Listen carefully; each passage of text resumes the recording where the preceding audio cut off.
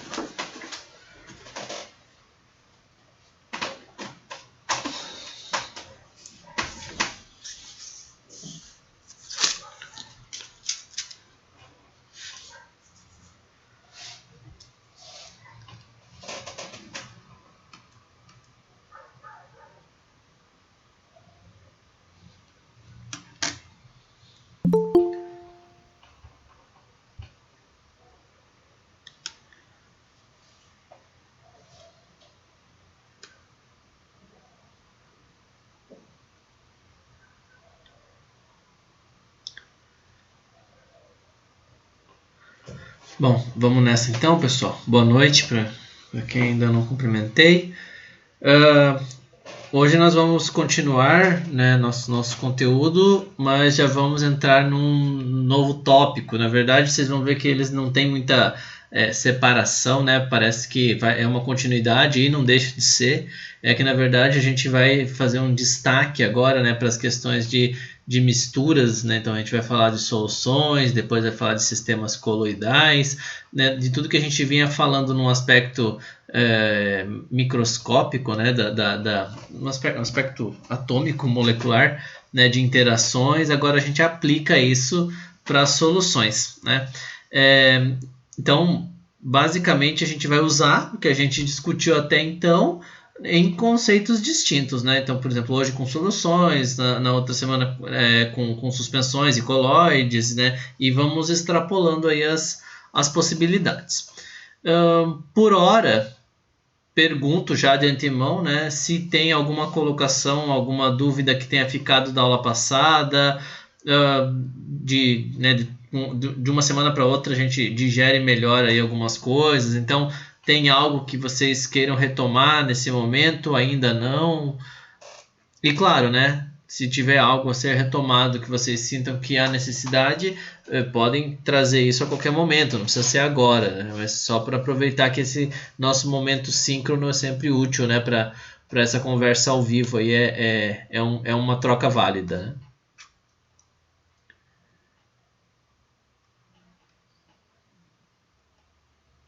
Bom, qualquer coisa vocês coloquem aí que a gente vai discutindo, tá? Bom, como eu falei para vocês, então, hoje a gente começa a falar dos tipos de soluções, tá? E, claro, a gente vai tentar discutir alguns aspectos moleculares em relação às soluções. Mas, claro, antes de falar qualquer coisa sobre soluções, a gente precisa definir soluções, né? Então, a gente vai partir da definição. Talvez seja uma definição clássica, né? Então, uma definição que vocês já conheçam, já seja comum. Mas mais interessante é que a gente coloque ela nos limites, ou seja, até onde ela vale, né? Então, por exemplo, quando a gente fala em solução, hoje tem um delayzinho aqui da caneta, mas uma hora aparece. Opa! Quando a gente fala em solução, a gente vai lembrar sempre que solução envolve um sistema chamado homogêneo, né? E esse sistema homogêneo, ele não pode ser apenas caracterizado como homogêneo no macroscópico, ou seja, olhei é homogêneo. Às vezes, tem pequenas partículas que não estão caracterizando esse sistema como homogêneo, mas eu não consigo a olho nu, né, detectar isso daí. Então, quando eu falo sistema homogêneo, é um sistema que só pode ser separado, ou seja, eu só poderia discernir as partículas, né, que isso aqui isso é solvente, isso é soluto, num aspecto molecular. Tá? Então, quer dizer, até se eu fizesse ampliações ali muito grandes, ele ainda continuaria com um aspecto homogêneo, né? Então, esse sistema aqui é o que vai caracterizar uma solução para, obviamente, né, se for para uma substância não é um sistema, então para duas ou mais substâncias.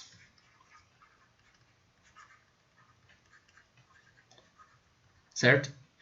Agora, tem o extremo oposto, que é um sistema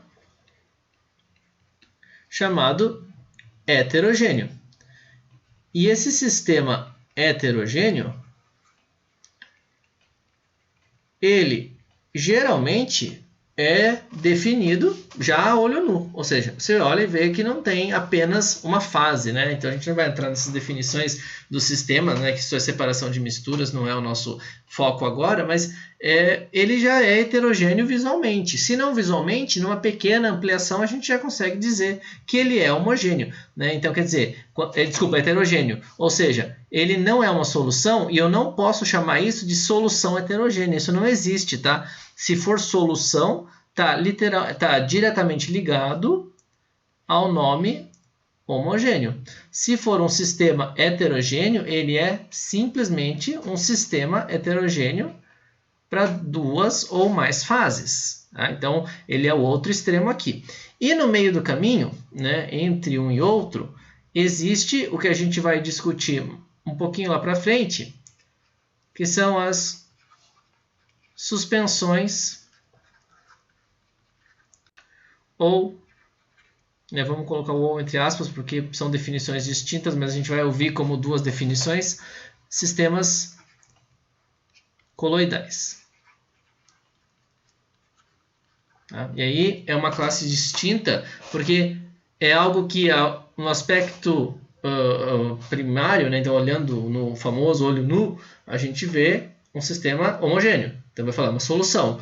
Aí a gente faz uma pequena ampliação e vê esse discernimento de substâncias. Ele passaria a ser heterogêneo, mas ele está entre um e outro. Então ele não é nenhum nem outro. Tá? Então a gente vai ter como um sistema intermediário aqui. Tá? E tem muitas substâncias, né, que ficam nessas classes. O interessante para a gente discutir aqui são duas nomenclaturas, tá? Que são essas duas que estão aqui, soluto e solvente. E aí é muito comum a gente falar, a fase define, né? Então a gente falou de fase até agora, né? Então, estado sólido é soluto, estado líquido é solvente, ou não sei o que. Não é essa a definição, tá? A definição de solvente e soluto está diretamente ligada à quantidade. Ou seja, quem estiver em menor quantidade é o soluto, e quem estiver em maior quantidade é o solvente. Tá? Então essa é a definição primordial. Por que a gente sempre fala o soluto é o cloreto de sódio? Porque a gente sempre vai ter cloreto de sódio em menor quantidade do que a água, por exemplo. Né? Então por isso que sempre ele vai ser o soluto e a água vai ser o solvente. Tá? Agora, se o meu sistema for outro, por exemplo, água em etanol, e a água estiver em menor quantidade, o etanol vai ser o meu solvente. Tá? Então é sempre relativo. Tá? Por isso que a gente vai olhar as fases de solventes e solutos para entender como é que esses sistemas ocorrem e depois estudar cada um deles, né, como solução para entender no aspecto molecular o que isso acontece. Tá? Os exemplos que são clássicos, né? Opa, sem o mouse é difícil. Que são clássicos são essas fases aqui. Então, quer dizer, são basicamente 5 combinações possíveis. Tem mais? Tem mais. Tá? Mas as combinações mais famosas são essas. Onde a gente tem uma solução gasosa, e essa solução gasosa é composto por um soluto gasoso e um solvente gasoso. Uma solução líquida, e aí são 3 possibilidades, né? Porque a gente tem cada uma das fases aqui, solubilizadas, né? Dissolvidas no jargão popular, mas solubilizadas, que seria o termo correto, num solvente líquido, em fase líquida, e uma solução sólida, onde um sólido está solubilizado ou dissolvido, né? Dissolvido fica parecendo mais para líquido, então solubilizado em outro sólido. Vamos lá. Vocês conseguem me dar um exemplo de cada uma dessas soluções? Vamos na ordem aqui, ó. Solução gasosa. O que poderia ser uma solução gasosa?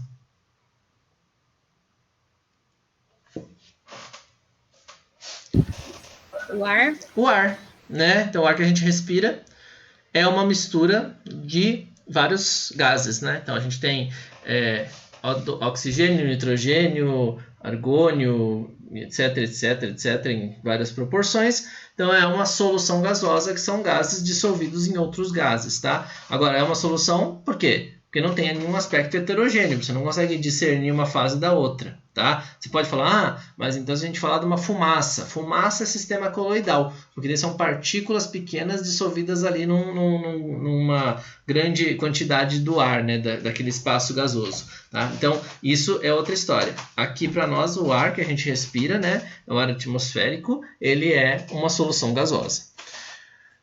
Das soluções líquidas, vocês têm algum exemplo? Pode ser de qualquer um deles aí. O gás e líquido é refrigerante? Pode ser. Gás e líquido, então, é um refrigerante. refrigerante, água com gás, né, todos esses sistemas, né, água tônica e por aí vai, que é exatamente, né, o princípio de gás carbônico dissolvido em grande quantidade naquele líquido, tanto que quando você abre, né, tem uma liberação daquele gás. Então ele está sob uma determinada pressão. Quando você abre, você torna essas pressões igualitárias, né, com a pressão atmosférica e a pressão interna, consequentemente há uma liberação desse gás. Mas se você olha, você não tem como discernir, né? Ah, tem bolinhas porque as bolhas são produzidas, né, por esses gases, mas o sistema em si tem muito mais gás do que aquelas bolhas que se soltam, porque aquilo ali é decorrente realmente da pressão de vapor, e aí, né, da situação análoga à pressão de vapor. Então é outra situação que a gente já comentou, mas beleza, gás líquido, um refrigerante. O que mais? Dos outros aqui.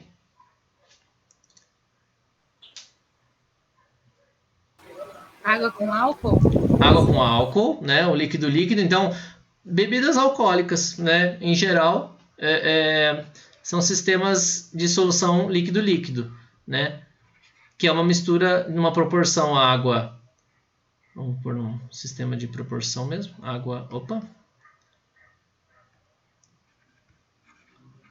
Água álcool, né? E é o que define o teor alcoólico. Quer dizer, você não separa cada uma delas, né? A água do álcool, mas você sabe que tem uma mistura ali de uma proporção determinada para água e álcool, tá? Poderia ser, por exemplo, quando a gente fala do álcool combustível. Ele não é 100% álcool, né? Ele tem uma proporção também. Então, todas essas misturas são soluções líquido-líquido. E sólido-líquido? Argila, talvez?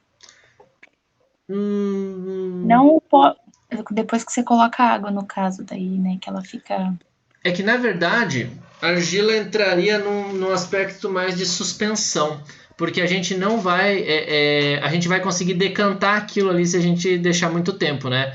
Então ele poderia ser um sistema heterogêneo, se decantasse, e poderia ser um sistema coloidal se eu conseguisse manter aquilo em suspensão. Então imagina uma quantidade grande de água, né? Aquilo ali tudo dissolvido. Sabe por que eu digo isso? Porque se a gente tem algumas propriedades, isso vai ficar mais claro quando a gente discutir coloides, mas tem algumas propriedades que definem os coloides, por exemplo, a luz, né? Você consegue colocar um feixe de luz e ele passa pela solução. Se você coloca num coloide, ele desvia, né? Ele espalha esse feixe de luz. Então, não seria necessariamente. Talvez numa quantidade pequena, numa pureza determinada, até poderia ser. Mas eu não poderia afirmar para você que sempre, tá? Então, acho que a gente encaixaria melhor lá. Ah, tá, entendi. Tá? Alguém tem mais alguma proposta? Água com sal? Água com sal? Pode ser. É uma solução, né? Porque a gente tem este sólido dissolvido, solubilizado no líquido, então um sal dissolvido em água, por exemplo. Aqui o sal, imagino que tenha sido o exemplo de sal de cozinha, mas é claro, né? A gente vai sempre ter que analisar, isso vocês já fizeram nas outras disciplinas, então a gente vai retomar, mas vocês têm que analisar sempre a questão de é solúvel ou não é solúvel, né? Então, quer dizer, esse sólido aqui, ele pode ser dissolvido ou não pode ser dissolvido. A gente vai entrar nos aspectos moleculares disso tudo, mas vocês já viram e tiveram uma noção de como é que isso acontece, né? Para ter aquelas tabelas de solubilidade e tudo mais, né? As constantes de solubilidade, etc. Tá? E uma solução sólida. O que poderia ser um sólido dissolvido num sólido?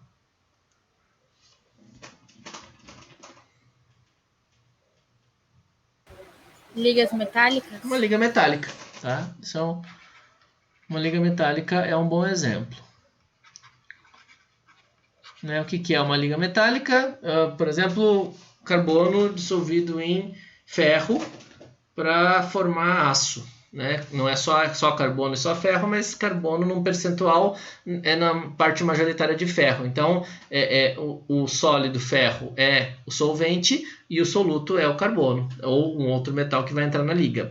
A gente sempre tem que lembrar, né, que a liga metálica, por exemplo, você pega uma chapa de aço, você não consegue discernir o que é carbono, o que é ferro. Tem que estar tudo misturado ali, mas é tratado a outras temperaturas para que isso ocorra, porque metal tem um comportamento típico, né? Então, claro, sólido com sólido não tem uma mistura tão direta na temperatura de 25 graus Celsius, uma atmosfera, como a gente está acostumado com a maioria das outras. Tá bom? Tudo bem? Então, de aspectos gerais está tranquilo? Alguém tem mais algum exemplo, alguma coisa queira colocar aqui que ficou faltando ou algo não ficou claro? Por enquanto, não. Bom, e aí a gente tem que pensar o seguinte, né? Como vocês citaram lá nos sistemas gasosos, o sistema gasoso é uma solução gasosa, tá? Então, ó, né, tudo que a gente falou ali em aspectos detalhados, né? É uma mistura homogênea, ou seja, é uma solução de dois gases que são misturados, tá? Então, definiu tudo que vocês colocaram ali anteriormente. Agora, percebam que fala aqui que é uma mistura espontânea, ou seja, se eu tenho esses dois gases separados, eles ficam cada um num lado. Se eu rompo essa separação aqui, a mistura é espontânea, tá? Alguém por acaso sabe ou tem ideia de qual é o fator que vai determinar essa espontaneidade? Ou seja, vai fazer com que eles não fiquem paradinhos onde eles estão, mas fazer com que sim, eles se misturem e formem essa solução?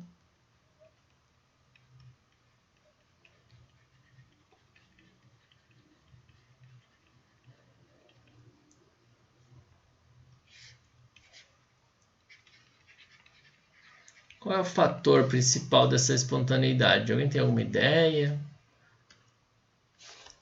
Vamos pensar o seguinte. Eles estão todos bonitinhos, organizados. Pensa lá, por exemplo, né, se você pega um copo d'água e derrama esse copo d'água. Essa água vai ficar bonitinha, organizada? Não, né? Ela vai se espalhar. Então, a tendência natural é que as coisas se espalhem, as coisas ocupem mais espaço, as coisas se desorganizem. Tá? Então, essa tendência das coisas se desorganizarem é que faz com que a gente tenha uma espontaneidade ocasionada, né, por vários fatores, mas por um fator específico que a gente estuda nos aspectos termodinâmicos, né? E muitas vezes a gente vai detalhar isso, mas até a gente detalhar, a gente provavelmente já ouviu falar isso como o fator de desordem do universo, tá? Que é o que a gente chama de entropia. Que é o nosso S. Esta entropia é que faz com que a gente tenha, em todos os casos, por exemplo, abrir 3 válvulas de gás, os 3 gases vão se espalhar e se misturar. A tendência do universo é caminhar para a desordem, nunca para a ordem. Tá? Por exemplo, você tem lá as coisas bagunçadas, né? As coisas organizadas. Se você empurra, as coisas se espalham. Agora, se elas estão espalhadas e você empurra, elas não vão se organizar novamente. Então, a tendência é sempre a desordem. Tá? Quanto maior a desordem, ou seja, quanto maior a entropia, em linhas gerais, maior é a espontaneidade. Isso é sempre? Calma, tem exceções. Então, a gente vai falar quando for falar dos fatores termodinâmicos. Mas, por enquanto, é saber que essa entropia vai se relacionar com a desordem do sistema. E toda desordem, né, tudo que é desorganizado, é a tendência. Então, quando vocês estiverem com o quarto bagunçado, vocês falem para a mãe de vocês que é pela entropia, uma tendência natural do universo. Tá? Só não coloquem a culpa em mim. Beleza? Até aqui tudo tranquilo? Tranquilo, professor. Tranquilo? Então, beleza. Ó, e aí a gente vai retomar o assunto que a gente viu na última aula síncrona, né? Que foi das forças intermoleculares. Tá?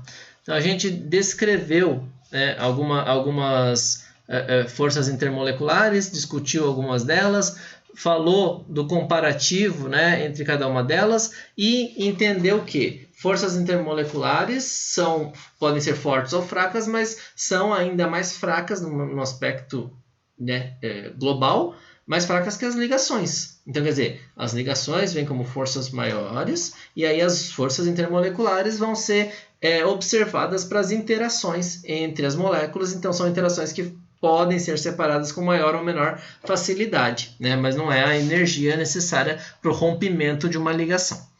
Por que a gente vai falar de forças intermoleculares?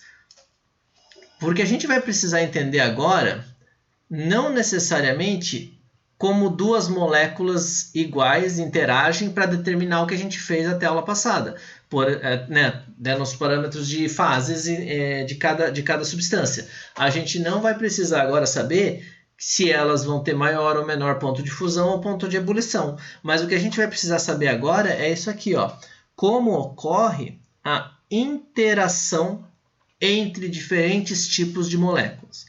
Ou seja, quando a gente fala em interação, a gente não fala mais das forças intermoleculares para moléculas iguais.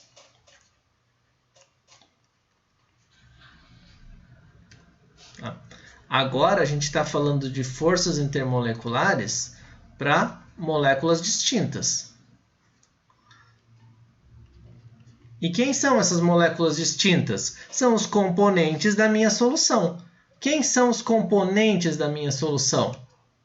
A gente viu ali atrás, né? Os componentes da minha solução são soluto e solvente. Tá? Então, quer dizer, as forças intermoleculares entre solutos e solventes vão determinar para nós se uma solução pode ser formada ou não. Aí, vocês vão falar, mas é só isso? Então, só a interação entre soluto e solvente? Não, existem outros fatores, tá? E a gente vai ver daqui a pouco, que é a questão de interações entre solutos e as interações entre solventes. Tá? Então, não é só soluto-solvente. Começa a ficar mais detalhado para cada uma das interações. Então, lembra que quando a gente fez a revisão de equilíbrio, eu comentei com vocês, a gente usa concentração, mas não é concentração, é atividade. Atividade é um termo que leva em consideração tudo. Se tem maior interação com essa, menor interação com essa, não sei o que, a gente simplifica. Agora a gente começa a ver com detalhes. É só soluto-solvente? Não. É soluto-solvente, é soluto-soluto, é solvente-solvente. Então a gente tem 3 fatores aí para analisar. Antes disso, vamos entender num aspecto mais amplo quando a gente aborda forças intermoleculares para soluções ocorrerem ou não. Tá? Se a gente recordar do que a gente viu nas aulas anteriores, a gente fala que tem forças de dispersão, que são as interações mais fracas, né? Ocasionadas por dipolos momentâneos, que é aquela história de os elétrons estão lá aleatoriamente e de repente eles estão todos de um lado. Em um momento eles estão num lado só do átomo. Se eles estão num lado só, eles geram um polo. Naquele momento em que eles estão de um lado só, eles geram um polo. Então ficou negativo aquele pedaço. Consequentemente, aquele outro pedaço ficou positivo. E aí esse dipolo momentâneo é que gera as forças de dispersão. Tá? Então, aqui, que a gente lembrar, dipolo momentâneo, né? 2 polos, dipolo momentâneo, porque a carga negativa fica de um lado por um determinado momento. Depois ela volta a ficar espalhada. Então, esse dipolo pode existir agora, depois não existe mais. Tá? Então, são interações fracas. Tá? Agora, olha que interessante. Interações fracas como está no exemplo aqui, do heptano, um hidrocarboneto, com as interações fracas do pentano, também um hidrocarboneto, favorecem que eles se interajam, ou seja, tenham afinidade entre si.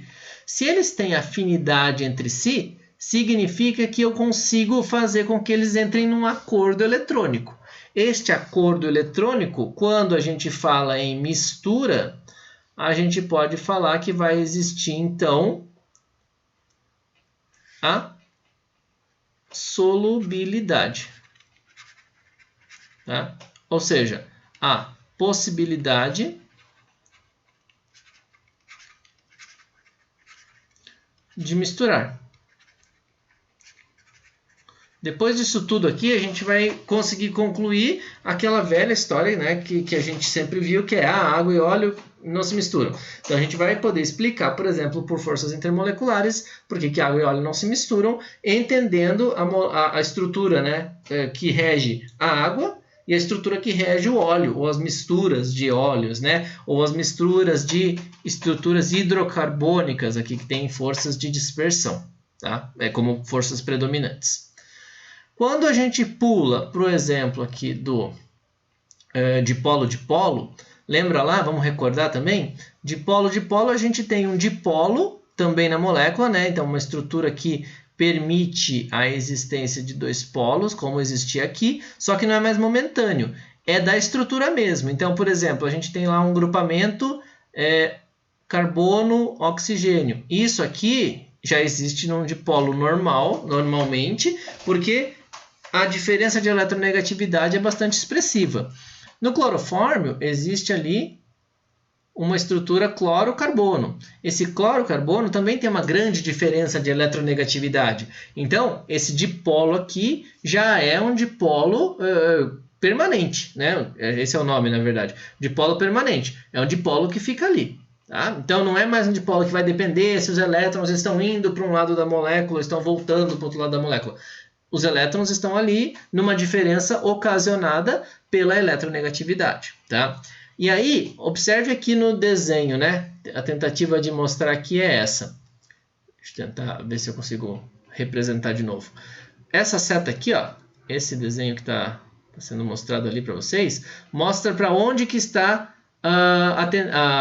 o polo negativo, né? Então, para onde a densidade de carga negativa, ou seja, onde os elétrons estão mais concentrados. Nesse caso aqui, ó, está nessa região, que é a região mais próxima do oxigênio. Então, aqui é onde está o delta menos. Consequentemente, aqui é onde está o delta mais. Para essa molécula do clorofórmio, também tem essa seta, né? E ela está apontando para esse lado também. O que ela quer dizer? Que para o lado dos cloros, eu tenho um delta menos. Aqui, consequentemente, eu tenho um delta mais. E aí, como qualquer ímã, por exemplo, carga positiva atrai carga negativa, tá? Então, a interação de polo entre moléculas diferentes vai acontecer assim, tá? Então, é delta mais com o delta menos da molécula, o delta menos dessa molécula com o delta mais da outra, tá? Então, o que vai acontecer nesse caso aqui é a miscibilidade. Tá? Não sei se vocês já ouviram falar esse termo ou não, mas miscibilidade é a possibilidade de formar uma mistura heterogênea, certo? Ou seja, é a possibilidade que esses compostos têm de se misturar. Tá? Por exemplo, se você for usar o exemplo da água e do óleo, a água e óleo não têm miscibilidade. Então, eles não são capazes de se misturar um no outro. Agora, um sistema etanol-água tem alta miscibilidade, né? Porque eles têm possibilidade de se misturar um no outro. Tá? E é isso que vai determinar o dipolo. E, né, o exemplo que vocês mesmos citaram é etanol e água. E aí, regidos pela exceção do dipolo. Ou seja, lembra que a gente comentou que ligação de hidrogênio é uma exceção ao dipolo porque acontece com hidrogênio ligado a um átomo muito eletronegativo e pequeno? Né? Então, a gente estabeleceu lá as regras, mostrava que o comportamento nos pontos de fusão era diferente, né? Então eles vinham numa tendência de curva diferente do que vinham as outras moléculas. Então, nesse caso aqui, a gente tem uma determinação, por exemplo, né, de oxigênio hidrogênio interagindo com o oxigênio da outra molécula, no caso aqui da água. Tá? Então, o oxigênio da água, né? Vai ficar fora de ângulo aqui, mas só para entender. E a gente tem a formação, neste caso, da ligação de hidrogênio. Tá? Esse OH aqui é do etanol. Tá? Então, essa ligação de hidrogênio faz com que haja uma interação, uma interação bastante forte, consequentemente, uma miscibilidade, uma solubilidade, né, de um no outro, aí vai depender das quantidades, bastante grande também. Claro, isso vai ocasionar diferenças aí para a gente falar de pontos de fusão, pontos de ebulição. Fusão, no caso, não, porque nós não estamos falando de sistemas sólidos, mas pontos de ebulição, sim. As diferenças de ponto de ebulição vão aparecer nesses casos, tá? E aí essas misturas, tem misturas específicas que vão para diagramas de fase. A gente não vai entrar nesses diagramas de fase. Quem viu a nossa aula assíncrona de segunda-feira, tem alguns diagramas de fase para misturas, né, e aí são um pouco mais complicados, e que mostram, por exemplo, uma determinada composição dessa mistura, um percentual de cada um deles, que não dá mais para separar. Né? Então a gente pode aquecer, resfriar, fazer o que quiser e não separa mais. Tá? Então tem toda uma relação com a estrutura, a solubilidade, a afinidade, por aí vai. Tá? Então, só para entender que o raciocínio vai bem mais longe se a gente quiser extrapolar. O importante aqui é entender as interações que regem a solubilidade. Tá? Até aqui tudo bem? Nesses aspectos que a gente falou das forças intermoleculares, viu um pouco deles. Agora, esse aqui ficou faltando porque a gente vai falar em específico, né, dos termos de solvatação, né, que é a interação íon-dipolo. Mas, por enquanto, aqui, tá tranquilo? Alguém tem alguma colocação, dúvida? Aproveita, tá? Se tiver dúvida aí, mesmo que ache que seja uma dúvida simples, pergunta. Professor? Oi.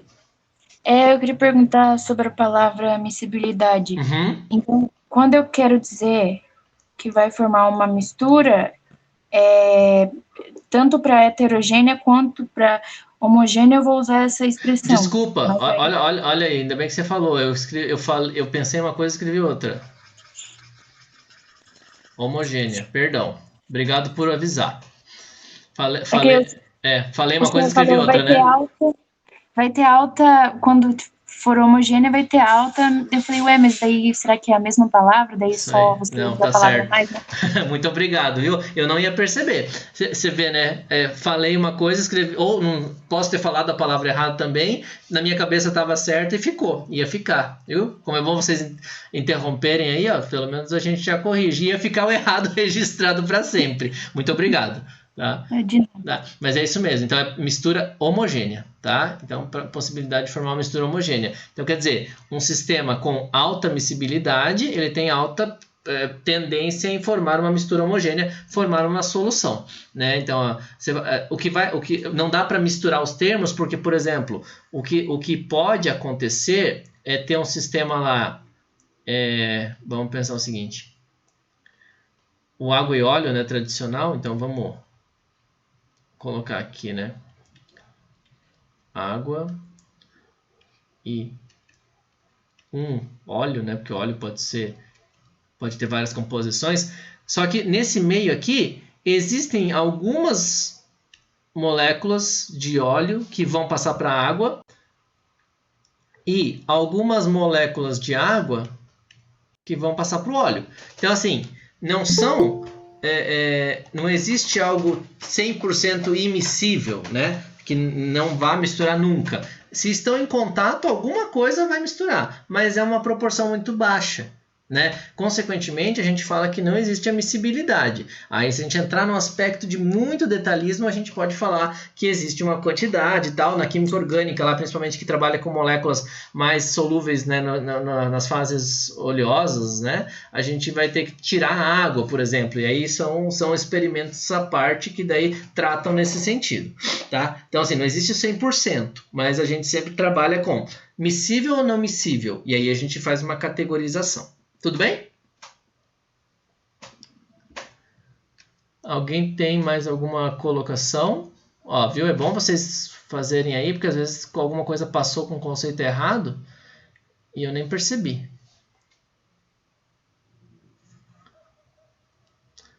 Tá? Por hora nada? Bom, dessas forças intermoleculares a gente parte depois para uma força que está relacionada especificamente com a formação de soluções, né? Então a gente não olha muito nas forças intermoleculares porque a gente olha mais quando a gente fala em soluções, que é uma interação íon-dipolo, tá? Então lembra lá, né? Fora as forças intermoleculares que a gente destacou, a íon-dipolo é para soluções e a íon-íon é uma interação para a formação de ligação química, tá? Então, quando a gente fala em interação íon-dipolo, a gente vai falar especificamente da interação do íon que é proveniente de um sólido, né, um sólido iônico. Tá? Então, quando a gente falava lá de ligação iônica, né, ou predominantemente iônica, a gente tinha a formação dos sólidos, né, que a interação era muito forte, era difícil chegar no ponto de fusão, então o ponto de fusão era muito alto, então são os sólidos iônicos.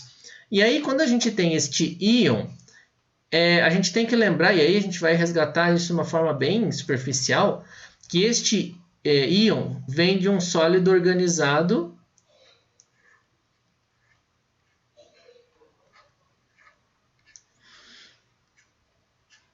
num retículo cristalino.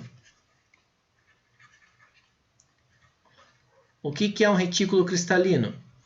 É a forma que o sólido se organiza, né? Então, o cloreto de sódio tem um retículo lá, ele se organiza de um jeito. O cloreto de potássio se organiza em outro jeito. Iodeto de sódio se organiza de outro jeito. Cada um tem o seu retículo específico, tá? Então, ele se organiza porque é o que a gente chama de energia de rede, né? Então, quer dizer, é a energia que favorece aquela organização. Ele não vai fazer outra porque aquela energia lá é favorável, é a menor quantidade de energia que ele gasta para ficar daquele jeito. Então, uns vão se organizar de uma forma mais parecida com aleatório, outros de uma forma mais parecida com organizado, e aí a gente consegue categorizar cada um deles. Voltamos então.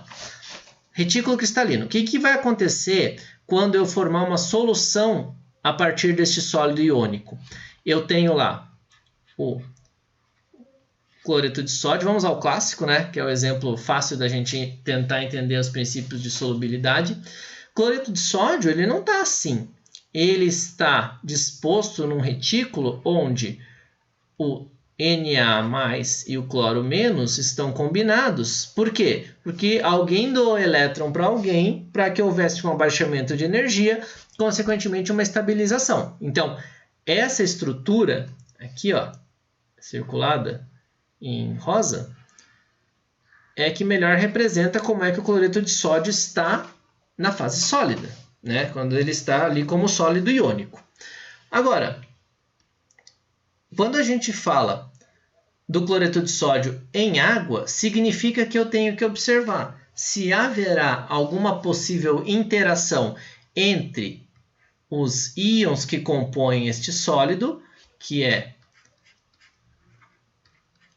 olhando, né, eles separadamente, então a gente vai tratá-los separadamente, mas não quer dizer que agora deixar de existir. Como é que eu sei disso? Simplesmente pensa lá, coloca, mistura, né, faz a solução de sal em água, sal de cozinha em água. Quando você evapora a água, o sal de cozinha está todo lá. Não se desfez, não ficou líquido, não fez nada. Então, quer dizer, ele não desfez o arranjo cloreto de sódio. Ele simplesmente teve um grau de afastamento, interagiu com as moléculas de água. Quando a molécula de água foi embora, esse cloreto e esse sódio voltam a interagir e, consequentemente, voltam ao estado sólido que estavam anteriormente. Tá?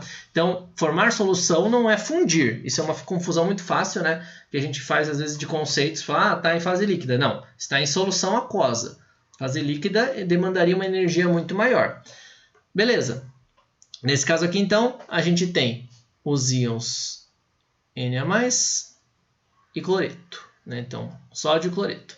E aí a gente precisa saber como é que eles interagem com a água, através das interações íon-dipolo, como a gente comentou ali anteriormente, que são interações desse tipo aqui, ó. Tá? Já deixei até a figura, porque daí eu não preciso ficar desenhando de novo para vocês não acharem que fica muito confuso.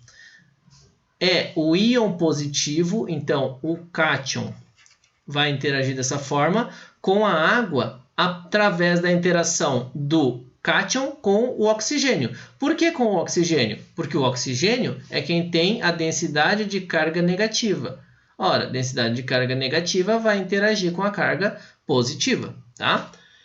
E no sentido oposto, né, o que acontece? O ânion,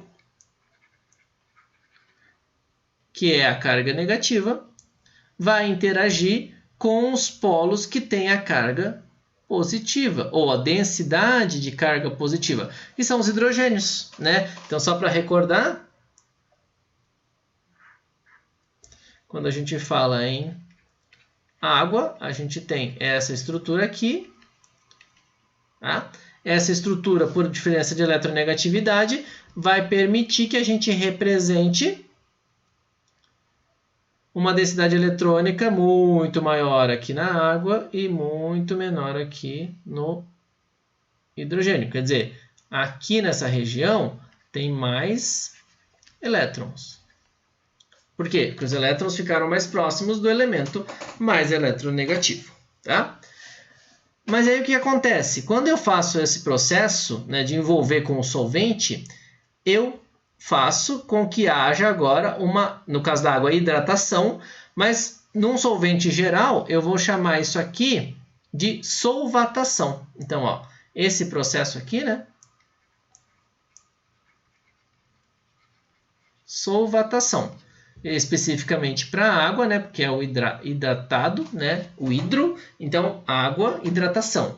Solvatação para qualquer outro. Então poderia ser um etanolização, se fosse para o etanol, mas a gente não costuma usar assim. A gente fala solvatado pelo etanol. Então, solvatado pela molécula de solvente. Para a água, como a água é um solvente, né? Tanto que quando a gente fala em química geral, a gente trabalha em 95% com água como solvente, é um caso à parte, né? Então, a gente vai trabalhar com hidratação, um nome específico.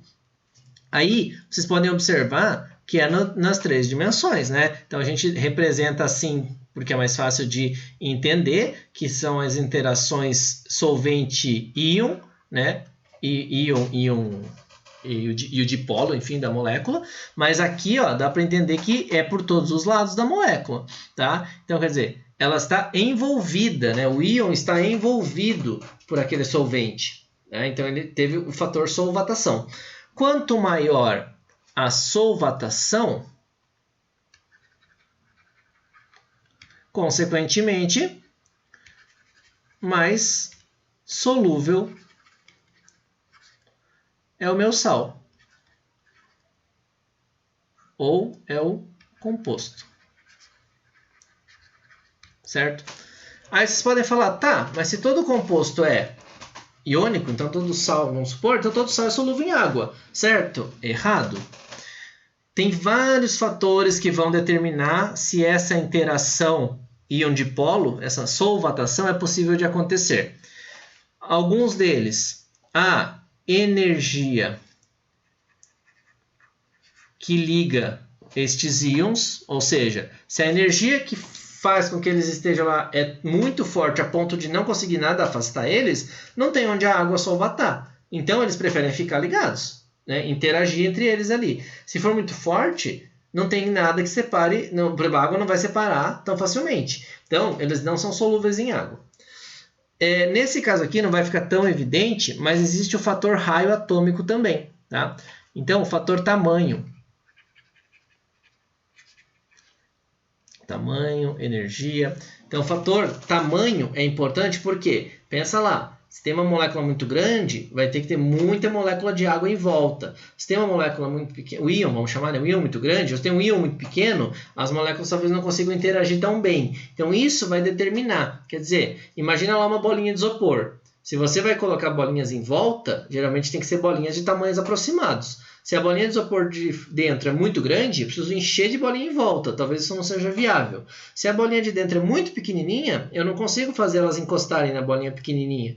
Então, eu não consigo fazer com que a solvatação seja eficiente. Tá? Consequentemente, existem fatores que vão determinar, mesmo o composto sendo iônico, se essa interação íon-dipolo é possível de acontecer ou não. Tá? Até aqui tudo bem? Alguém tem alguma colocação para fazer? Surgiu alguma dúvida? Não surgiu?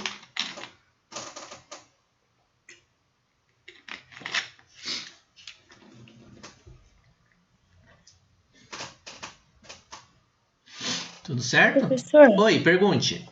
o senhor poderia explicar de novo esse conceito de solvatação ali? Eu fiquei, me deu um pouco Claro, confusa. com certeza. Vamos lá. Vou colocar aqui nessa de baixo, então talvez fique um pouquinho mais limpo. Senão a gente cria outra página, não tem problema. Aliás, vamos fazer uma outra página aqui, né? Aí não tem mistura ali com as coisas. Ótimo. Bom, vamos pensar o seguinte. A gente tem um composto que a gente quer solubilizar. Então, vou colocar ali AB, tá? Como é que este AB está ligado? Vamos supor que esta ligação seja iônica. Então, quer dizer, se for iônico, né, vamos falar que é um composto iônico.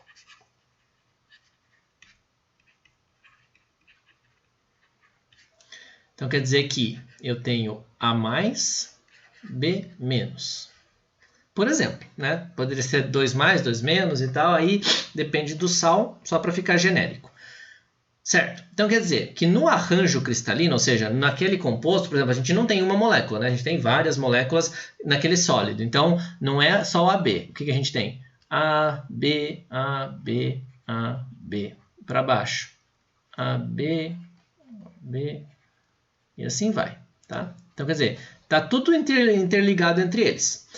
E aí, essa interligação entre A e B é que caracteriza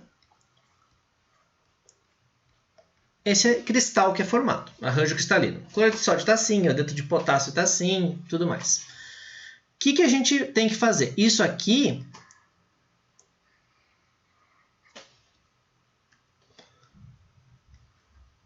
está no estado sólido, certo? Quando eu coloco isto em água,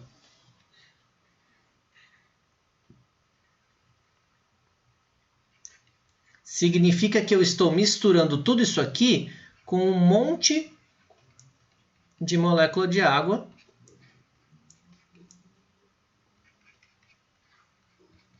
né?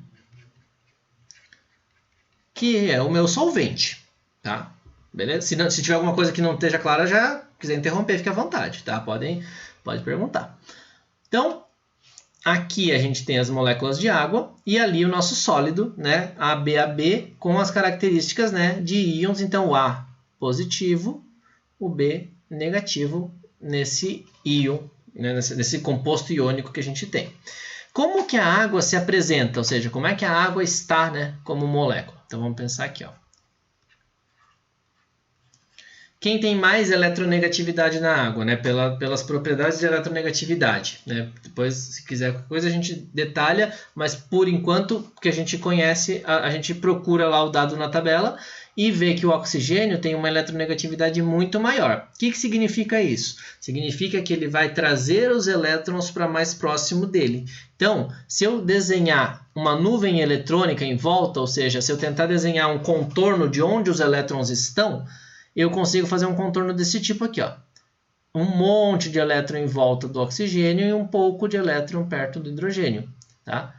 Olha lá, ó, um monte de elétron perto do oxigênio e um pouco de elétron perto do hidrogênio, tá? Então, quer dizer, esse contorno aqui é, vamos colocar aqui como nuvem eletrônica.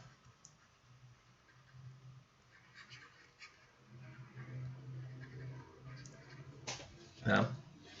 Nuvem eletrônica. Então, quer dizer, tem bastante elétron aqui, então a gente costuma representar, né, pela coloração. Não vou deixar nas colorações padrão, só para não confundir aqui. Ó, aqui tem muito elétron nessa região, tá? E no que sobrou aqui tem pouco elétron, os hidrogênios. Significa que quando eu represento a água, eu tenho uma densidade de carga negativa perto do oxigênio, porque ele tem mais elétrons, os elétrons estão mais próximos dele, e o hidrogênio tem uma densidade de carga positiva, né? Ele ficou com menos elétrons próximo dele. Densidade por quê? Porque só empurrou para lá e para cá, não tirou, não rompeu a ligação, não fez nada disso. Tá? Beleza, então vamos interagir o nosso composto iônico com a água. Eles estão lá no arranjo, né? AB. Então, A mais, B menos. Vou colocar com a água.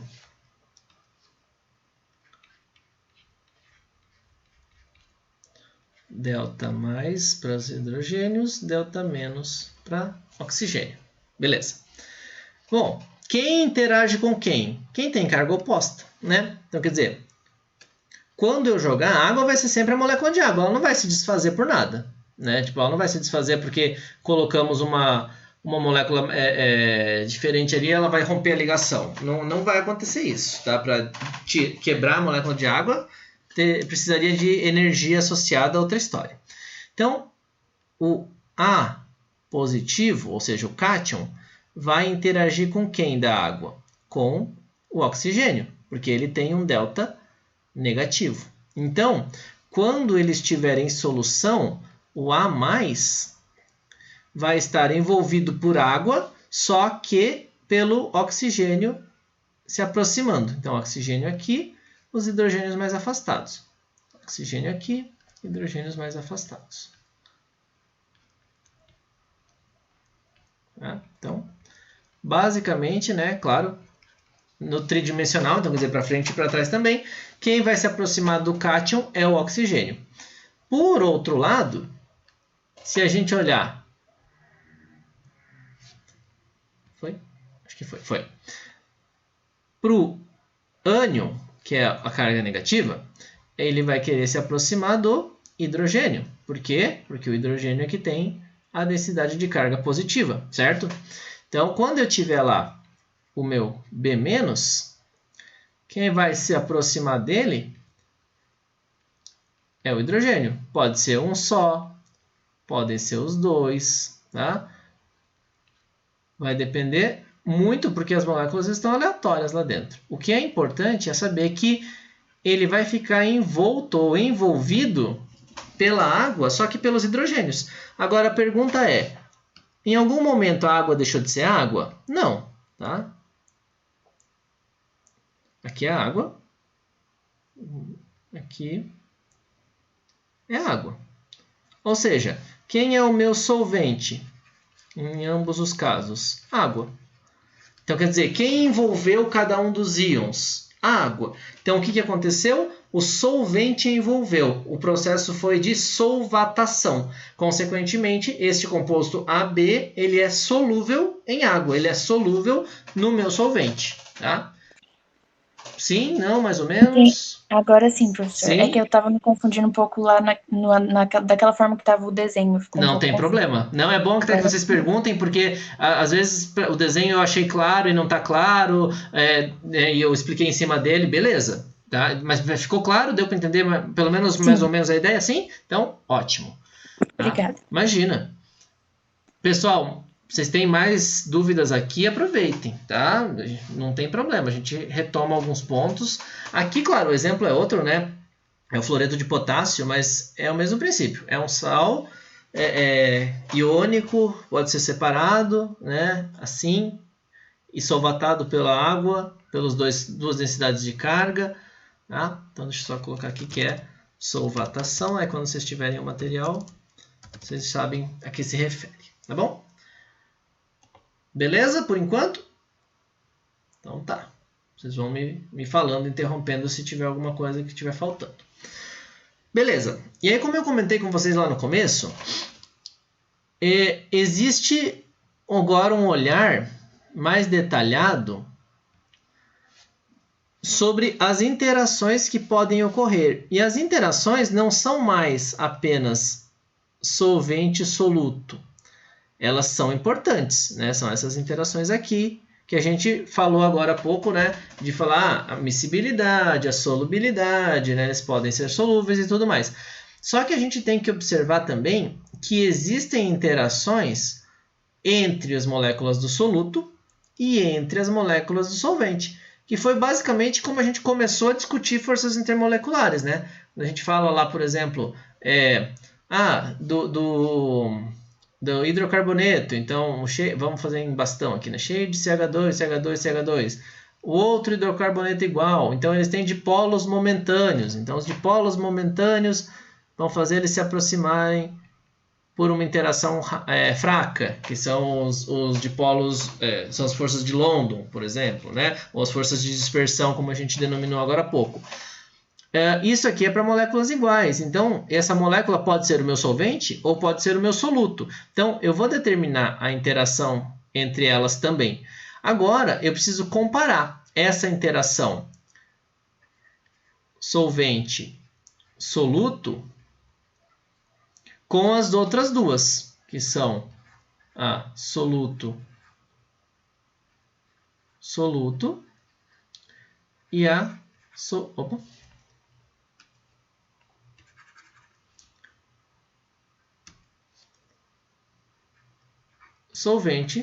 solvente. Tá? Por que eu preciso comparar? Porque não vai todo mundo interagir da mesma forma. E aí é aquela história. Tá?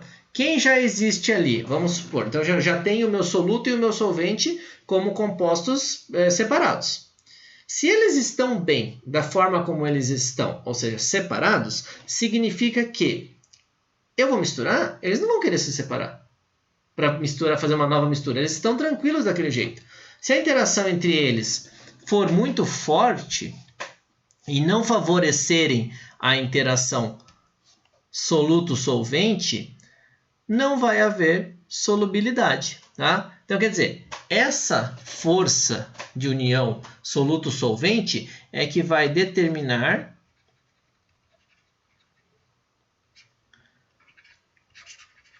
a formação da solução. Por quê? Porque o soluto, né, as forças intermoleculares dentro do soluto já existem. As forças intermoleculares dentro do solvente já existem. Se elas precisam ser desfeitas para fazer uma nova interação agora soluto-solvente, precisa valer a pena.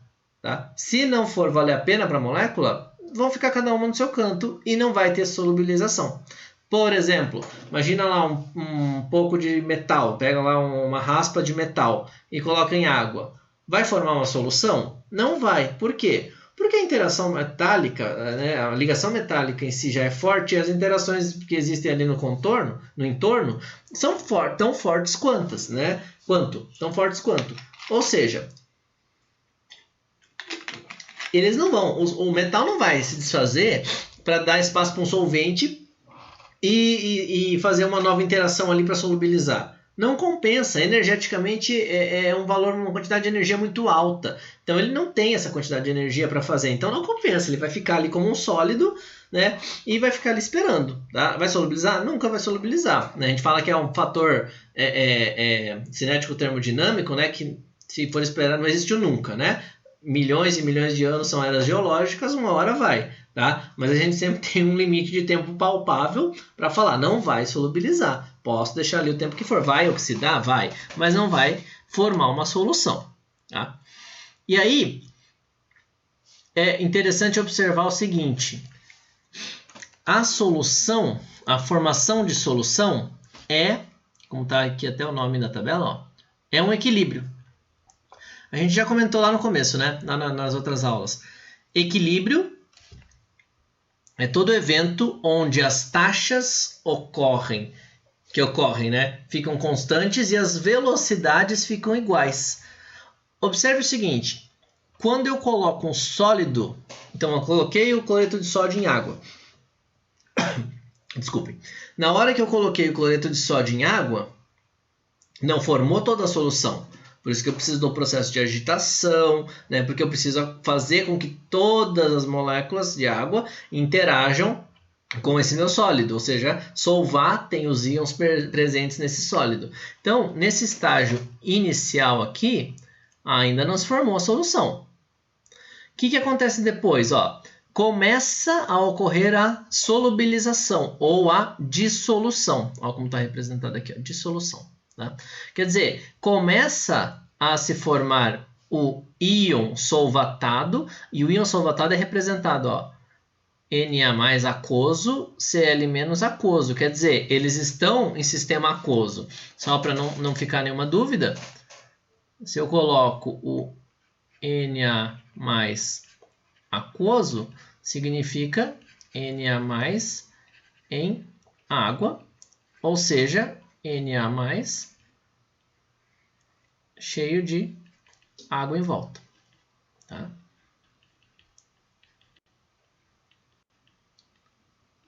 Beleza? Isso é Na+ aquoso e Cl- aquoso da forma como a gente representou agora há pouco. Agora, vai chegar um ponto onde todas as moléculas que puderam ser solubilizadas, solvatar, né, as outras, já solvataram. E aí você vai falar, mas tem que ser 100%? Não, as taxas vão ficar constantes, ou seja, um que foi solvatado vai permitir que outro venha e volte ao cristal. Tá? E aí a gente tem que as concentrações ficam constantes, tanto de íons solvatados quanto de íons que se separar, voltam para o cristal, né? Se separaram e voltam para o cristal. E as velocidades, ó, ficam iguais, tá? Então, esses dois fatores vão caracterizar um equilíbrio dinâmico. Como a gente viu em equilíbrio químico, né? É a mesma coisa, tá? Caracteriza um equilíbrio dinâmico. Então, vai chegar um momento onde essa solubilização atinge o nível máximo, quer dizer, não vai solubilizar mais nessas condições, a gente pode alterar, isso é outro ponto. A gente pode fazer solubilizar mais, tá? Isso depois a gente vê. Mas aqui as interações vão entrar em equilíbrio. As que saem do cristal, na mesma taxa, entram, voltam para o cristal e assim fica, tá? Isso vai ocorrer, fica lá no dinâmico. Por isso que a gente sempre fala, o macroscópico, olhando, vai parecer tudo parado, normal. A gente não vê o movimento, né, das moléculas. Mas lá dentro o que está acontecendo? Essa troca constante. Se a gente tiver como medir a concentração, não vai mudar mais, porque as velocidades são iguais. Então a gente não tem como detectar uma diferença mais. Tá? Essas são as interações que ocorrem. Agora, nessas interações ocorre uma mudança que a gente chama de variação de entalpia. Eu vou fazer o seguinte, eu vou inverter esses tópicos, porque eu acho que fica mais claro se a gente falar dessa relação estrutura-solubilidade e depois voltar para a entalpia. Porque se não der tempo de falar de entalpia, a gente tem como retomar isso na próxima aula. Tá? Basicamente, só para vocês não ficarem curiosos, né, a gente fala da liberação ou absorção de calor para a formação de soluções. Mas esse fica um tópico mais independente. Como eu falei para vocês, essas soluções vão depender da molécula que é solubilizada. Ou seja, cloreto de sódio, Na+Cl-, vão se separar com polos, cargas muito fortes, e essas cargas são envolvidas, né, pelo dipolo, principalmente pela ligação de hidrogênio, pela molécula de água que pode fazer ligação de hidrogênio, ou seja, tem uma característica polar bastante alta. Então, sempre que a gente for falar de relação estrutura-solubilidade ou estrutura-propriedade, mas não é uma propriedade propriamente dita, né? A gente vai falar de uma questão de afinidade. Tá? Essa afinidade ela é regida basicamente por semelhanças. Tá? Então, quando a gente fala em afinidade para qualquer coisa no mundo, a gente sempre fala que a afinidade é ocasionada por semelhanças. Para a solubilidade é a mesma coisa. Quando eu falo de polarização, ou seja, alta, e aí é um termo que a gente viu lá no começo em forças intermoleculares, alta polarizabilidade, tá? Para quem não lembra, alta polarizabilidade significa que eu tenho uma possibilidade grande de formar polos, tá?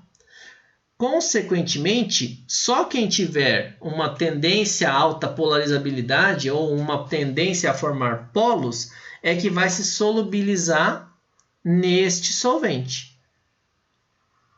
Por outro lado, se eu tiver um solvente que tenha pouca polarizabilidade, ou seja, poucos sítios polares, eu tenho a tendência de que moléculas que também tenham pouca tendência a ter polos se solubilizem neles. Tá? Tudo isso regido pelas semelhanças. Vamos a um exemplo aqui. Ó. São duas moléculas, tá? Vitamina A, vitamina C. Vitamina A tem essa estrutura aqui. Tá? Uma cadeia cheia de hidrogênio e carbono e uma parte de hidroxila, OH, né? Que é uma parte chamada parte polar. Por que polar? Lembra lá? Oxigênio, altamente eletronegativo, puxa a densidade eletrônica aqui do hidrogênio e do carbono, então fica o delta-.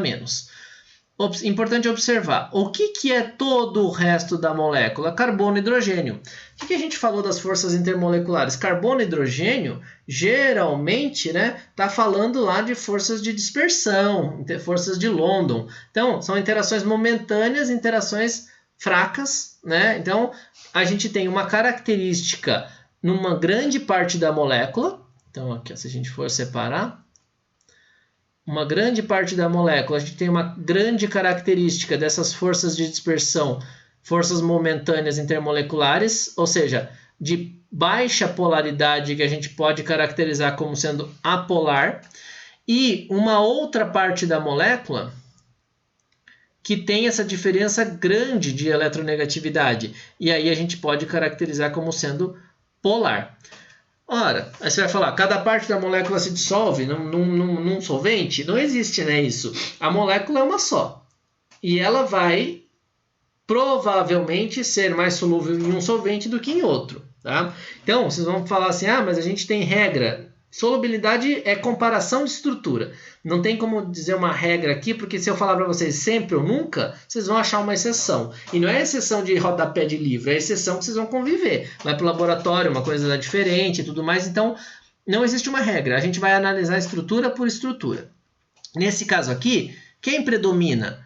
A parte apolar. Então, quer dizer, a parte que tem essas interações fracas, a parte que tem essa distribuição de elétrons mais igualitária. Consequentemente, se eu tiver um solvente polar e um solvente apolar, né? Então aí a gente generaliza, né?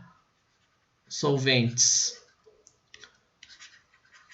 polares e solventes pouco polares ou apolares, a gente tem uma tendência a quem forma de polos mais significativos ser solúvel em solventes polares e quem forma pouco de polo ou de polos momentâneos ser solúvel em solventes pouco polares ou apolares. Tá? Então, aqui nos polares a gente tem os polos mais expressivos. Então, a gente tem uma expressiva separação de cargas. Quem é um solvente polar? A água, né? Por exemplo, água, tá? Quem é um solvente pouco polar? Geralmente as fases, as gorduras, né, são estruturas pouco polares. Então a gente fala aí de uma gordura, um óleo, né, num patamar mais generalista, geralmente são estruturas pouco polares, né? Então, se a gente tiver que comparar água com alguém, a gente vai falar aqui das gorduras ou as estruturas oleosas, tá? Por exemplo, solventes, né? Solventes para limpeza de tinta, né? Então, geralmente são solventes pouco polares também. E por aí vai, tá? Vai falar de gasolina, né? O octano entra nessa estrutura. Agora, nesse caso aqui, essa vitamina A seria solúvel em água ou num solvente pouco polar? Como a maior parte da molécula é com característica apolar, a possibilidade da vitamina A ser solúvel em água é bem baixa, porque é apenas essa fração aqui, né, que interage com a água. O restante todo vai interagir com a fase gordura, né, com a fase pouco polar. Então, consequentemente, a tendência é que ela seja solúvel em gordura ou em um solvente pouco polar. Tá? Por outro lado, se a gente fala da vitamina C, olha lá. A gente tem 1, 2, 3, 4 grupos OH, bastante polares. Sempre lembrando, né? Toda molécula que eu desenho no papel, ela não fica retinha, né? Ela está desenhada assim, mas ela é totalmente randômica, aleatória. Então ela fica para cima, para baixo, né? Ela está lá se movimentando. Ela está no movimento constante espacial. Então essas frações aqui vão interagir com a água. São frações polares. O restante tem carbono e hidrogênio, mas não é uma quantidade tão grande. Ó. Tem uma outra fração que é polar também. Tá? Tem um outro oxigênio aqui. E o que sobra são 5 carbonos. Esses 5 carbonos, eles são a única parte pouco polar. Tá? O restante é muito polar. Então, ó, essa parte aqui assinalada é... Opa. Essa parte assinalada aqui, ela é a fração polar. Consequentemente, como tem muito mais da parte polar do que da parte pouco polar, né, deixa eu mudar a cor aqui para vocês não se confundirem depois quando forem ler.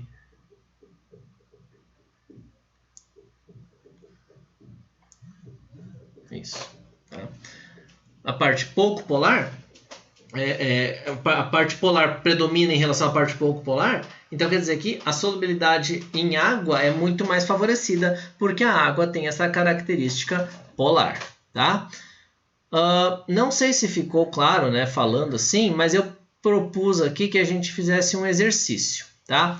Então, deixa eu ver se dá para diminuir um pouquinho o tamanho, a ponto de que também vocês consigam enxergar. Tá?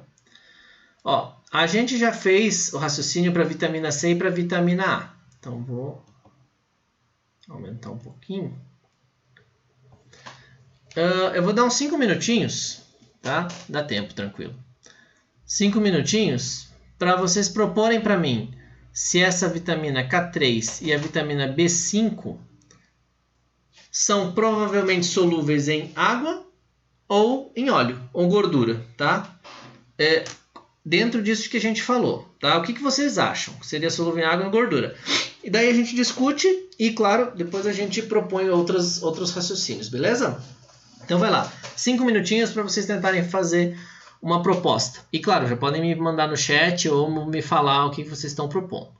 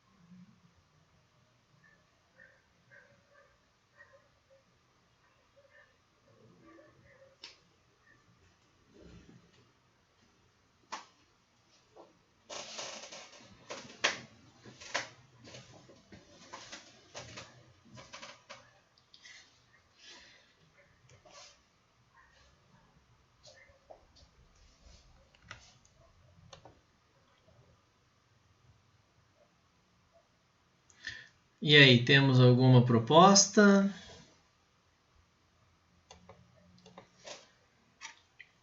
Ou propostas? Ou dúvidas?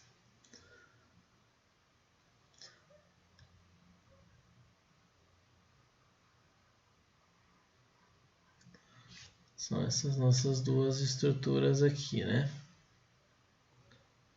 Eu vou começando a resolver com vocês, aí vocês vão me trazendo o que vocês concluíram, tá? Bom, então a gente já viu que a gente quer comparar, né? Se a gente quer saber se é em água ou é em gordura, né? Então se é hidrossolúvel ou lipossolúvel, existe esse termo, né? Para ser solúvel em água ou em gordura, a gente precisa analisar polaridade. Então, para ser solúvel em água, precisa ser mais polar ou ter uma característica mais polar. Para ser solúvel em gordura, tem que ser menos polar ou ter uma característica apolar, tá?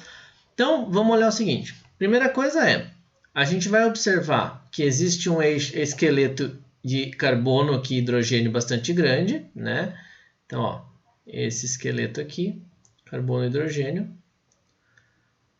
que caracteriza a molécula como bastante apolar ou pouco polar, né? Vamos trabalhar sempre com a polaridade, então pouco polar, tá?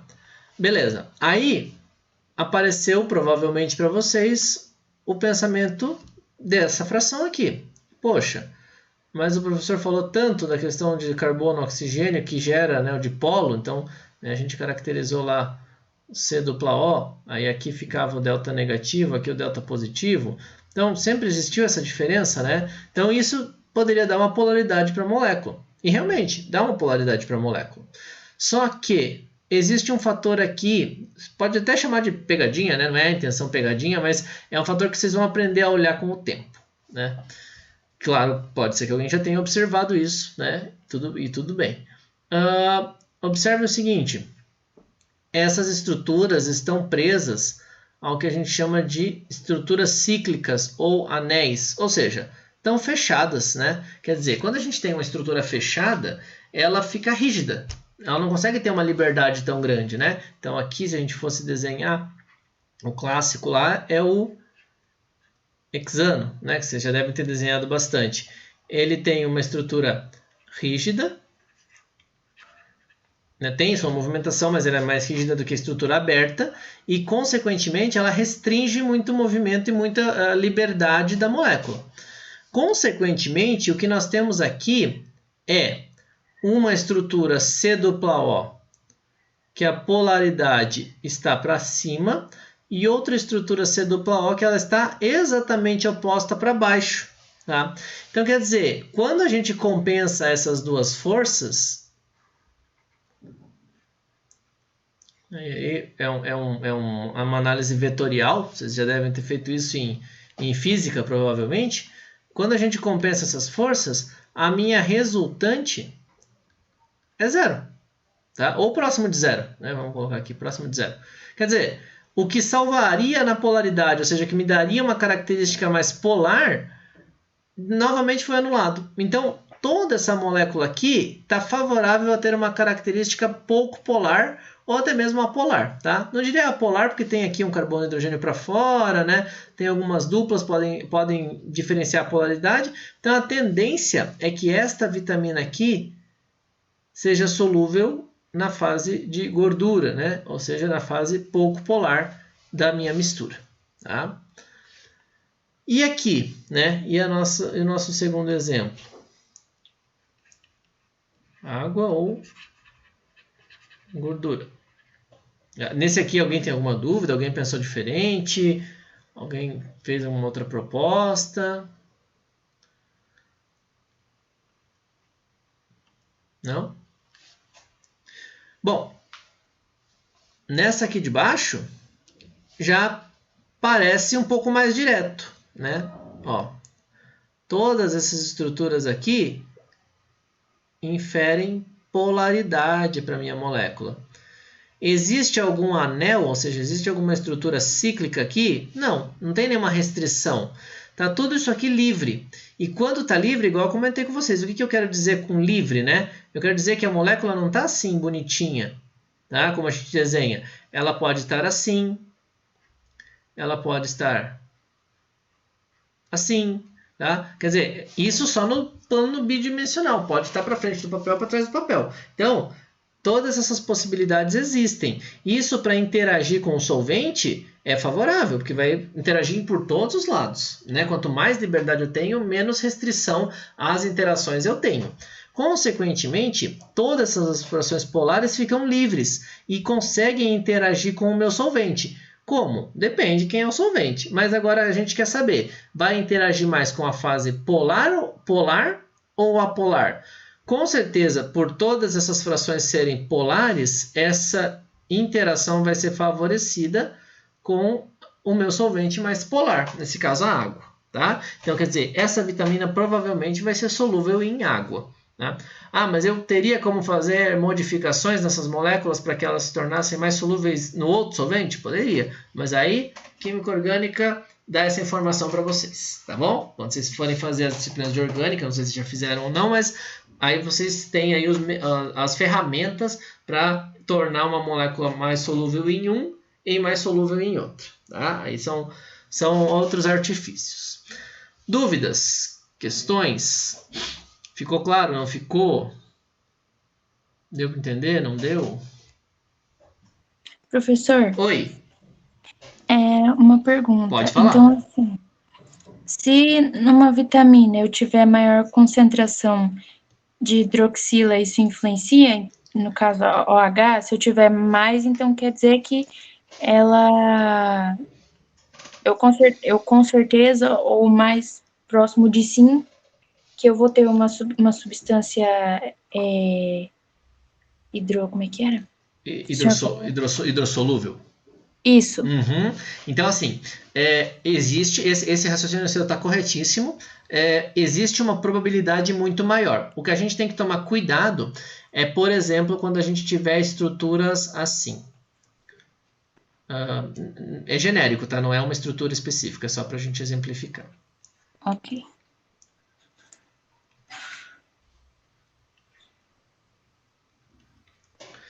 Isso aqui vai lembrar para a gente de alguns açúcares.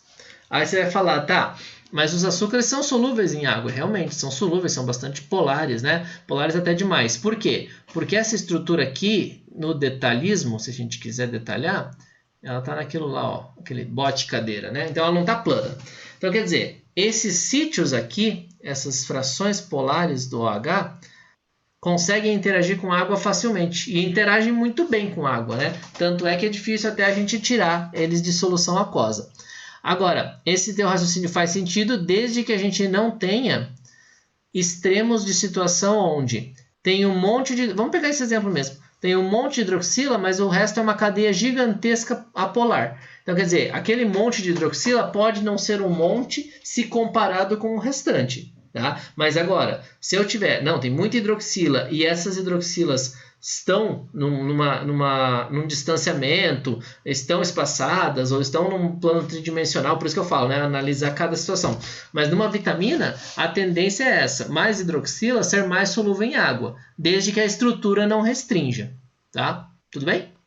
Ok. Sim? Entendi, obrigada. Então, beleza, imagina. Tá?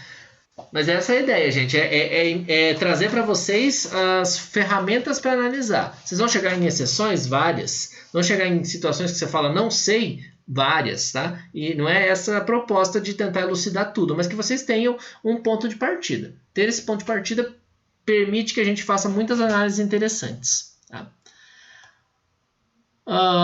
Mais dúvidas?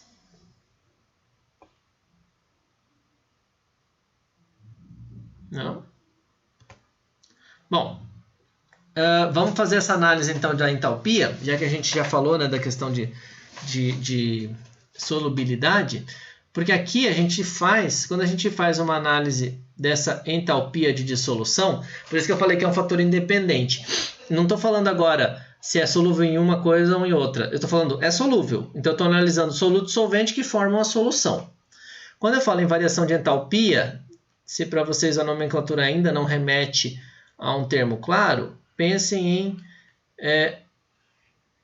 energia necessária. Tá? Então, a energia necessária, ou seja, aqui como é entalpia é quantidade de calor, mas pensem sempre no fator de energia. Eu vou gastar energia, eu vou liberar energia, eu vou absorver energia. O que vai acontecer com a energia nesse sistema? Tá? No processo de dissolução, ou seja, no processo de formar uma solução através da mistura homogênea entre soluto e solvente. Tá bom? Aqui estão representados, vou até diminuir um pouco o zoom aqui para vocês poderem ver o gráfico inteiro. Ó, aqui está representado o processo onde eu tenho, né, e aqui está desenhado, vocês vão ver lá depois quando eu deixar o material com vocês, né, as legendas, não sei se está muito claro, dá para ver muito bem, mas diz assim, separação das partículas do soluto, depois, separação das partículas do solvente, ou seja, essas partículas, lembra que eu falei para vocês, precisam se separar para interagir com as outras. Elas estão interagindo através de forças intermoleculares entre si, e elas precisam se separar. Então, aqui é uma quantidade de calor, né, que separa o soluto, aqui outra quantidade de calor que separa o solvente. E aqui em cima eu tenho a energia que foi gasta, né, nessa quantidade toda aqui, para que se separasse essas moléculas todas. Agora, quando eu preciso que esse processo de mistura das partículas do soluto com as partículas do solvente, ó, ou seja, a formação de solução, né, então o processo de dissolução,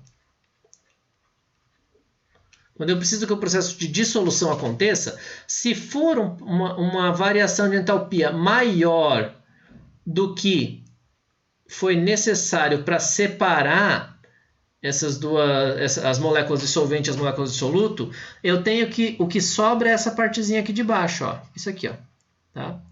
Até aqui embaixo.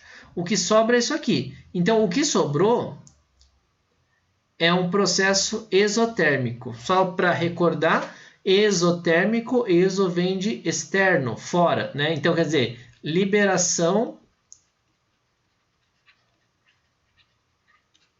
de energia. Professor? Oi. Desculpa te atrapalhar. Não, pode falar. O senhor poderia só aumentar de novo a tela? Posso, claro, claro. Uhum. Deixa eu fazer assim que acho que fica melhor. Vou aumentar e vou fazendo aos pedaços. Então, pode ser? Pode ser. Beleza. Aqui, deixa eu apagar esse pedaço aqui. Aí talvez fique mais claro. Ó, então, o que aconteceu? Vou repassar aqui os processos. A gente tem uma quantidade de energia, né, para separar as partículas do soluto. Aqui o soluto. Ó, percebam que aqui ele estava juntinho. Depois dessa energia, ele foi separado. Tá? Então, passou pela energia 1. Aí, eu vou separar as moléculas do solvente. Está aqui. Essa aqui é o solvente separado agora também. Tá? Então, passei pela etapa 2. E aqui, nesse patamar maior, eu tenho as duas forças intermoleculares rompidas em sua quantidade, quer dizer, quanto que eu gastei para separar, quanto de energia eu gastei para separar as moléculas da mesma substância. Agora, se eu olhar lá de cima até aqui embaixo, é o processo que eu tenho de dissolução, ou seja, eu tenho os dois separados e eu quero misturar esses dois.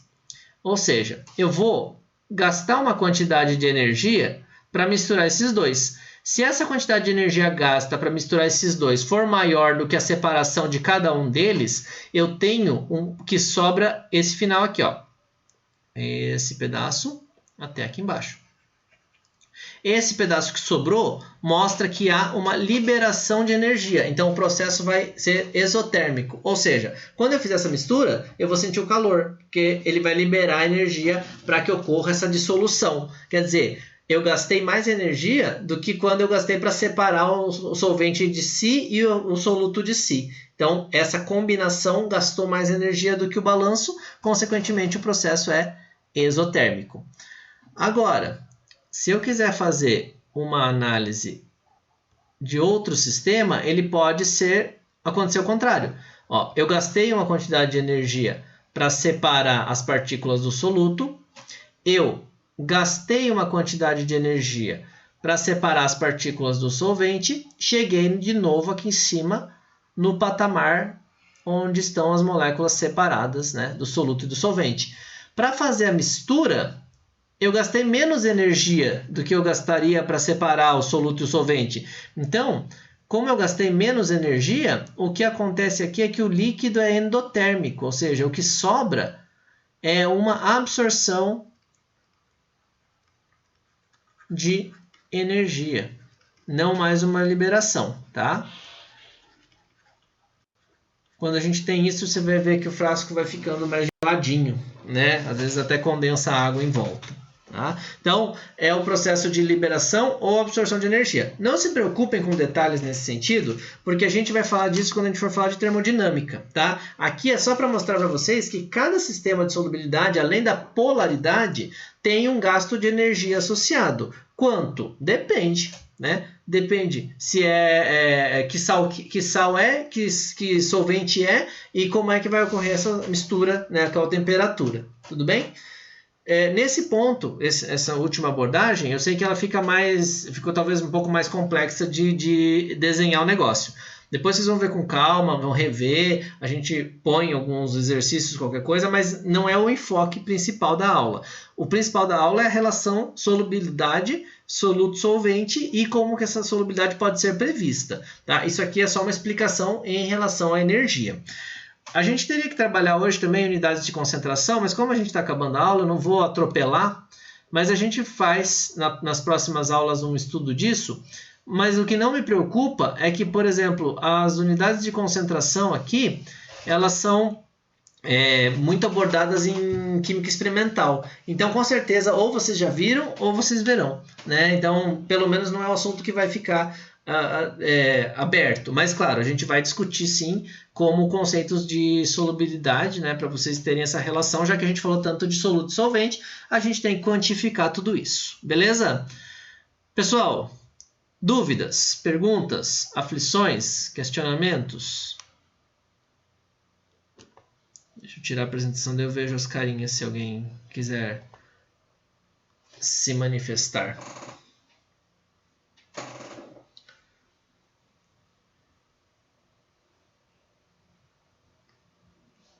E aí?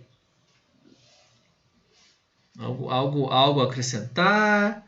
Algo a complementar? A perguntar?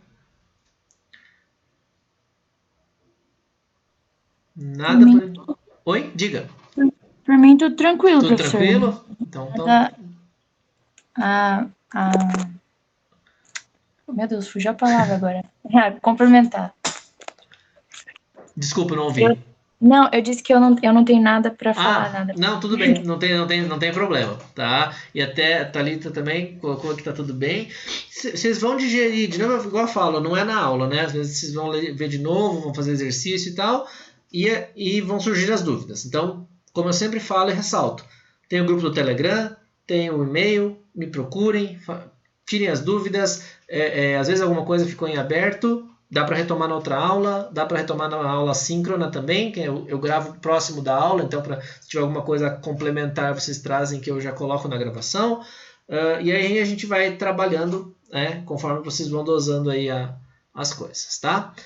Bom, se nada a acrescentar, então, muito obrigado, boa noite e bom fim de semana para vocês. A gente se vê assincronamente na segunda-feira e sincronamente na quinta, mas claro, se em algum momento a gente precisar de encontros síncronos com mais frequência, a gente combina com antecedência, tá bom? Então, boa noite. Boa noite, professor. Boa noite.